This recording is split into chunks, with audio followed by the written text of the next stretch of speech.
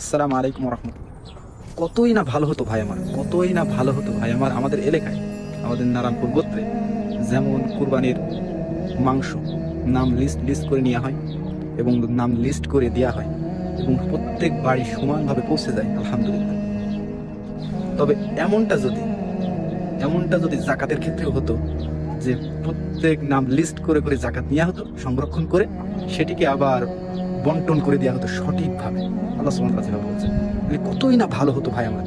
আমাদের গ্রামে গরিব আর থাকতো না ভাই আমার, ইনশাল্লাহ হবে, কিন্তু গরিব আর থাকতো না ভাই আমার। কারণ আমার যতটুকু আমি জাস্টিফাই করে দেখেছি আমার নজর দিয়ে, 100 বাড়ির ভিতরে প্রায় 90 থেকে 95টা বাড়ি জাকাত দিতে সক্ষম।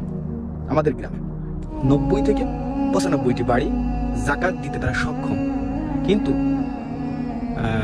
আমাদের গোত্রে এবং আমাদের গ্রামে এই প্রথাটা নাই।